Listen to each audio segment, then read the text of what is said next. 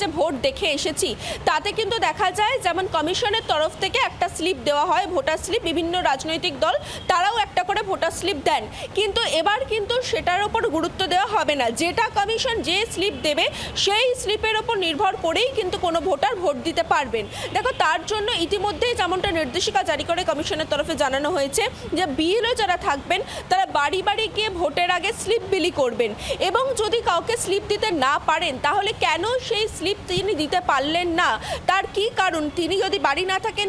তার যাবতীয় তথ্য তিনি নিয়ে এসে দেবেন প্রিসাইডিং অফিসারকে। সেক্ষেত্রে দেখো, এমন কোনো ব্যক্তি যিনি স্লিপ পাননি, হয়তো বিএলও সেই সময় গেছেন, তিনি ছিলেন না তাই তিনি স্লিপ পাননি, তিনি ভোট দিতে যদি আসেন তাহলে প্রিসাইডিং অফিসারকে কিন্তু বিস্তারিত বিবরণী তাকে দিতে হবে। যেদিন বিএলও গিয়েছিলেন সেদিন তিনি কোথায় ছিলেন, কেন তিনি স্লিপ নিতে পারেননি, তিনি যে ভোটার তার যাবতীয় তথ্য কিন্তু তাকে আরেকটা বিষয়ের আগে আমরা দেখেছি যে ভোটার স্লিপ বাড়ি বাড়ি দিত, স্লিপটা মানে নিতাম আমরা এই জায়গায় যে কোন জায়গায় কোন বুথে হচ্ছে নির্দিষ্টভাবে, বা ওই বুথের মধ্যে কোন ঘরে ভোট চলছে, অনেকে স্লিপ নিতেনও না। এইবারে কি ভোটার স্লিপ তার মানে ম্যান্ডেটারি নিতেই হবে, ওই স্লিপটা নিয়ে যেতেই হবে?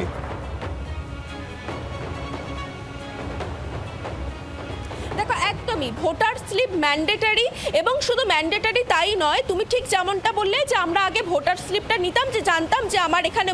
বুথে এই ঘরে আমার ভোট চলছে, এখানে আমি ভোট দিতে যাব, কিন্তু এবার কিন্তু বিষয়টা তা নয়, তুমি যে আসল ভোটার সেটা কিন্তু নির্ধারণ করবে এই ভোটার স্লিপ। তার জন্যই তোমাকে যেমনটা বলছিলাম, বিএলও যদি গিয়ে যার বাড়ি যাচ্ছে সেই ভোটারকে যদি না পায়, পরবর্তী সময় সেই ভোটার ভোট দিতে যদি চায়, তাহলে কিন্তু তাকে প্রিসাইডিং অফিসারকে তার বিস্তারিত কারণ জানাতে হবে।